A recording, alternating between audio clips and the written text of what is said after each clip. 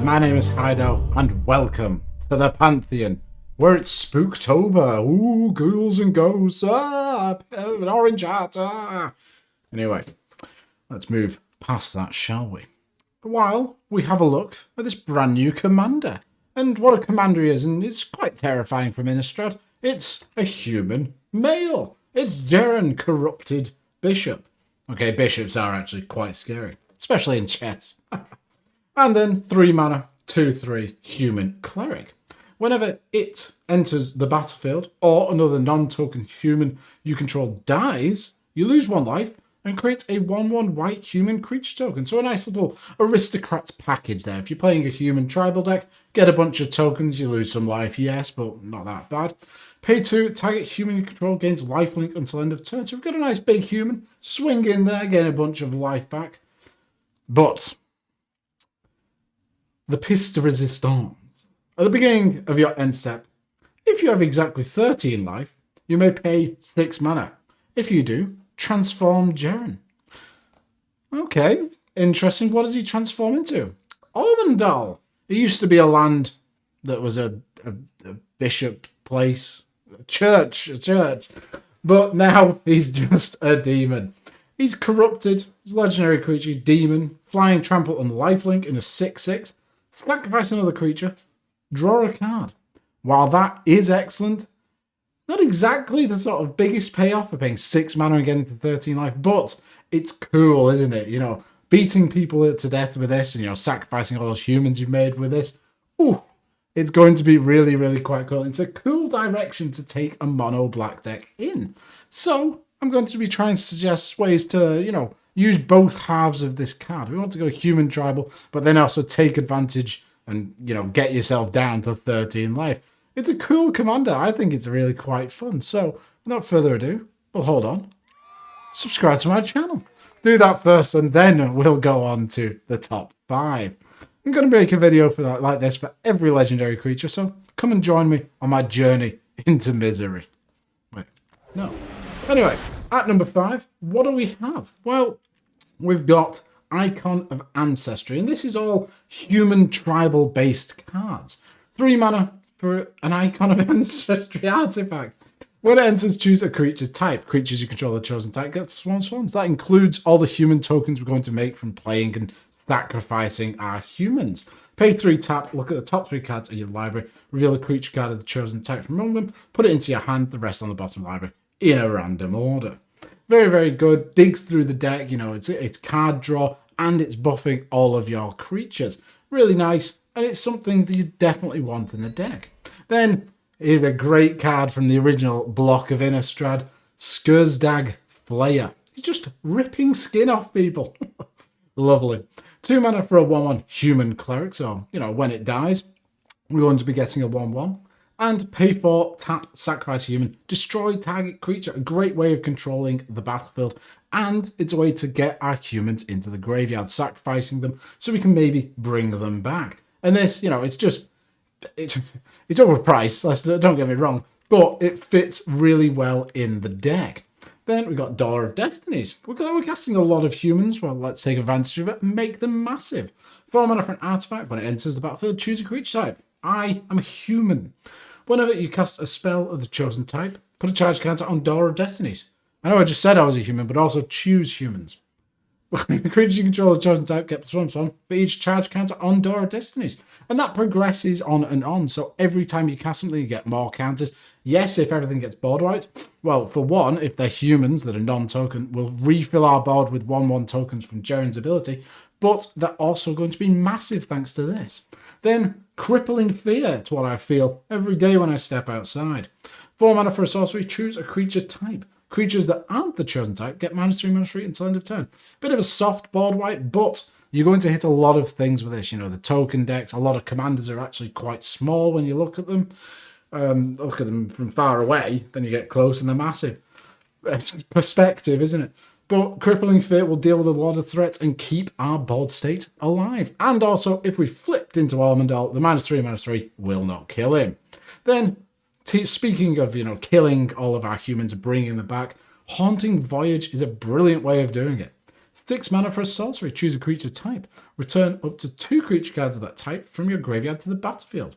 If the spell was foretold, return all creature cards of that type from your graveyard to the battlefield. So a one-sided mass reanimate. And foretelling, you put it down, you go, I've got a trap card. You don't know what it is.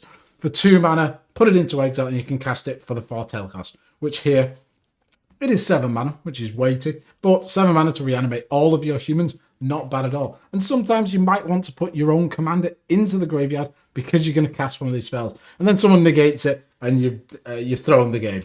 But Patriarch's Bidding is another great way of doing this sort of effect. 5 mana for a sorcery. Each player chooses a creature type. Each player returns all creature cards of the type chosen that way from their graveyard to the battlefield. Yes, it's symmetrical. But we will get a lot of advantage from it, so it's really worth playing this sort of effect. Great card, very good looking werewolf. Xanthrid Necromancer is a 3 mana 2/2 human wizard, so it fits the theme. Going to get a token from our commander when it dies. And whenever it or another human creature you control dies, create a tapped 2/2 black zombie creature token. So we're doubling the effectiveness of our commander through this one card. Fantastic include in the deck. I definitely put this in because, you know, yes, okay, they're come on, they're just zombies, but we're going to be sacrificing creatures and using their bodies to sort of experiment on. Which brings me on to number 4, and seeing as we're making tokens, you know, a lot of things like that, Carnival of Souls is a phenomenal card. 2 mana for an enchantment. Whenever a creature comes into play, you lose 1 life and add black to your mana pool. So our commander, we want to be getting down to 13 life, and yeah, you know, we might have ways to manipulate that in the future, but with all the tokens we're going to be making and all the sort of little creatures, Carnival Souls making a black mana anytime a creature comes in, so that includes tokens, is phenomenal. We're going to be able to rebuy all of our creatures. You know, we're getting the mana back to spend on something else. Speaking of which, here are some great cards that, you know, are humans that work well in this sort of deck. Sengir Autocrat, 4 mana for a 2/2. When it enters the battlefield, puts 3 0/1 black serf creature tokens onto the battlefield. Cowabunga, dude. Oh, God. And then when it leaves the battlefield, exile all serf tokens. So, you know, this deck, we want to sort of build around a sacrifice theme. And if we flipped our commander, this is making 4 bodies that can be sacrificed, draw 4 cards. Really, really nice. And with Carnival of Souls, 4 mana, we play it, we get 4 mana back straight away to maybe cast something else. Then there's Orzhov Enforcer, a 2 mana 1/2 with Death Touch with Afterlife 1. So when this creature dies, create a 1/1 white and black spirit creature token with flying. So yeah, it's not a human, but when this dies, we're going to get a 1/1 human and a spirit token. And that's with Carnival and Souls on the field. It'll make 2 black mana, deal us 2 life. Really, really nice card. It's these sort of sticky minions we absolutely love. Then there's the Chittering Witch. 4 mana for a 2/2. When it enters the battlefield, create a number of 1/1 black rat creature tokens equal to the number of opponents you have. So, you know, you might play a normal game of Commander and, you know, have 3 opponents. So, okay, it's done a great impression of Sengir Autocrat. Or you could be in a nightmarish hellscape where you're playing against 16 people. And this makes 16 rats, 16 mana. Don't put yourself through that. However, you can pay 2 and sacrifice a creature. Target creature gets -2/-2 until end of turn. So a nice bit of removal using our tokens to sort of like manipulate things. Or we can sacrifice one of our non-human tokens, non-token humans, and get a human creature token from our commander, dealing us 1, getting us close to that 13 damage that we want to be at. Which brings me on to number 3. And at number 3, we've got Gaza Strip Assassin. 3 mana for a 2/2 human assassin. So it's a human. Ooh, I love that. And these are all creatures that can maybe sacrifice themselves. So we can sacrifice it to destroy a target non-black creature. So it sacrifices itself. We get a token. Absolutely fantastic. But the reason I've chose this as sort of the face of this section because of the recover mechanic. So recover, if you've never heard of it, it's not good. But you can pay half your life rounded up to recover. When another creature is put into your graveyard from play, and remember we're building a sort of sacrifice-themed deck, you may pay half your life rounded up. Ooh. If you do, return this card from your graveyard to your hand. Otherwise, remove this card from the game. So it just goes to exile if anything dies and you don't want to pay half your life. But we're wanting to get down to 13 life. So, halving your life total from 40 to 20, it's actually something we want to do. And this card just does it for us. And the artwork's brilliant. And it's a removal spell. And it gets you a token. It just fits so well in the deck. Similarly, we've got Demon's Disciple, a 3-mana 3/1. When it's the battlefield, each player sacrifices a creature or planeswalker. That's really, really nice. Someone's playing the planeswalker commanders. Destroy them in every way you can, or at least make them sacrifice it. And because this is going to be killing something, it doesn't have to be itself that it sacrifices, could be another one of your creatures, you're going to get a 1/1 from our commander, which is a really nice thing. Then, because we're sort of playing a reanimation deck, Doom Necromancer, 3 mana for a 2/2 human cleric mercenary. What a type line that is. 1 black and tap, sacrifice it, return target creature card from your graveyard to the battlefield. So we rebuy something, this killed itself, and we get a nice little human that hatches out of it. I don't know where I don't know what. Anyway, Sadistic Hypnotist, 5 mana 2/2 human minion. Sacrifice a creature so it could sacrifice itself. Target player discards 2 cards. Activate its ability only in time you could cast a sorcery. So you can't stack them up over and over. Someone goes to kill it, you go, sacrifice, discard all your cards. But this is a great card with all of the tokens we're going to produce. And, because it can sacrifice itself, that makes a little human. If you're going to play this card, be prepared to have your friends be quite miserable, because it's not a fun card to play against, and no one likes having no cards in their hand. So good luck with that if you want to play it. But that brings me on to my number 2 pick. And as I said, the reason this commander is so cool is because of the flip ability and the other side of our commander. So let's take our life total and just throw it in the garbage. Take ourselves to 13. And Blood Celebrant is a 1 black 1/1 cleric. It's been errated to also be a human. So when this dies, we get a token from our commander. So that's why it fits brilliantly. That you can pay a black to pay 1 life, add 1 mana of any colour to your mana pool. Well, we're only mono black. Why do we care? Well, we'll make a black mana and then we'll pay a black and 1 life again. And just keep doing that until we get to 13 life. And this is fantastic for just getting yourself down. You can wait until your opponent's end step and go, ha, I'm at 42, now I'm at 13. Go to your end step, pay 3, flip. And then we've got our commander. We can sacrifice this, get some tokens, blah, blah, blah. No. Well, you can get a bunch of cards anyway. But this card just fits so well and it just works so brilliantly. Then we've got Hatred, which emanates out of me. 5 mana for an instant. Pay X life as an additional cost. Target creature gets plus X plus O until end of turn. Now this could easily kill one of our opponents. We just, attack him with our commander. They don't block. Yeah, it's a 2/3. Bam. Now it's a 21/3. Or if our commander, on the other side, we flipped him to 6/6. It has lifelink, so every bit of life that we pay, we're going to gain it back. Amazing, amazing card. Then there's Phyrexian Processor. 4 mana for an artifact. When it enters the battlefield, pay any amount of life. So just pay down to 13. But then you can pay 4 and tap it. Put an XX black minion creature token onto the battlefield, where X is the life paid as it entered the battlefield. So say we're sat at 40, we pay 27. Okay, we're at 13, we can flip our commander. But just for 4 mana, we can make a 27/27. Phenomenal. Just a massive idiot. Then sometimes the battlefield gets a bit overwhelmed. Toxic Deluge is fantastic. 3 mana for a sorcery. As an initial cost to cast a spell, pay X life. So just pay down to 13.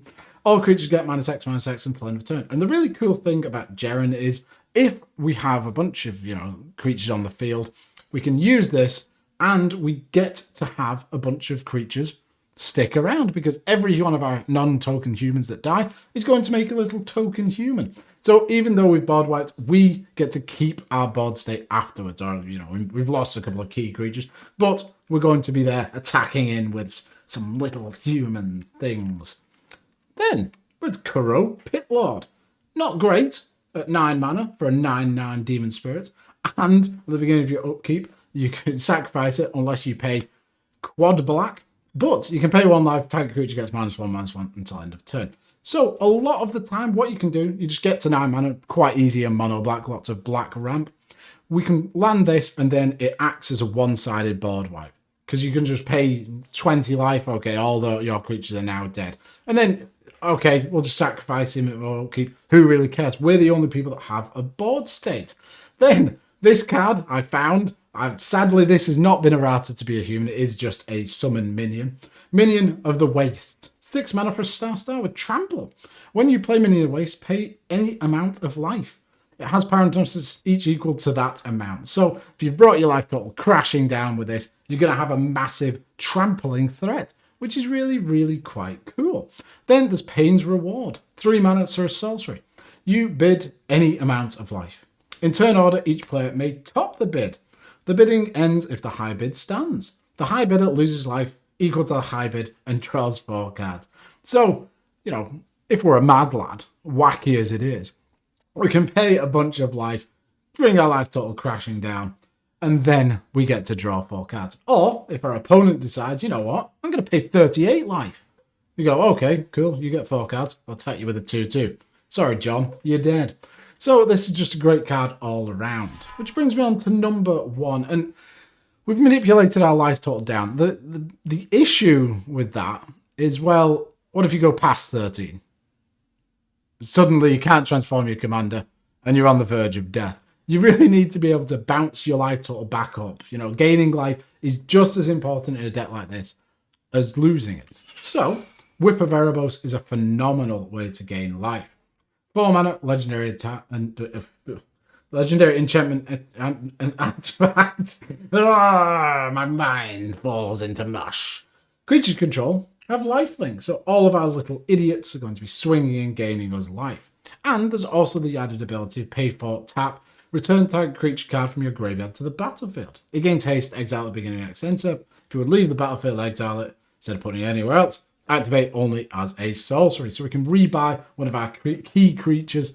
Yes, it gets exiled, but we could swing in with whatever we have, and we're going to be gaining life. So this is really important for, you know, ping-ponging our life total up and down, because our commander, when something dies, we have to lose that life. So getting to 13, it could be quite difficult. So if you can bounce back up, really good. Another great way of doing that is with Disciple of Bolas. 4 mana for a 2/1 human wizard, so it fits the human theme. When it enters the battlefield, sacrifice another creature. You gain X life and draw X cards, where X is that creature's power. So if we've got a massive thing, Kuro's on the field, or something colossal, we can sacrifice it, gain a ton of life, draw a ton of cards. Or, say we're sitting at 12 life, we need to be at 13. You can just sacrifice one of your 1/1 humans, draw 1 card, get up there, flip our commander. There's all sorts of cool ways you can play the card. Then there's Mirren the Moaning Well. I love a land that has an effect. And this taps for a generic or a colorless, I can't remember which, I've not seen the errata. Pay 3 and tap and sacrifice a creature. You gain life equal to the sacrifice creature's toughness. So again, this could potentially gain you 1 life if it's a token, or a massive creature gain tons of life. And it just sits there being a land. So very, very nice card to have. And then there's Eternity Vessel. 6 mana for an artifact. It enters the battlefield with X charge cards on it, where X is your life total. So you'd like to get this out early when you're up at like 40 or something. Or if you're at 13, play it. Then whenever your opponents attack you down or you go up, you can always reset yourself to 13 to flip our commander. Landfall. Whenever a land enters the battlefield under your control, you may have your life total become the number of charge cards on Eternity Vessel. And that's why it's brilliant, because every time you get a land drop, you're going to be yo-yoing up or down. It's fantastic and works excellently in the deck. And those are my top 5 suggestions for this deck. Quite cool card, you know, I think it's really quite flavorful and fun. Will it be that powerful? Probably not. It's a lot of hoops to jump through, but that's what Commander's all about. Having those cool little interesting play patterns and things you can do with the cards. So hopefully you enjoy playing the deck. Thank you very much for watching. If you've enjoyed it, please do like, comment, subscribe, and I'll see you soon. Bye.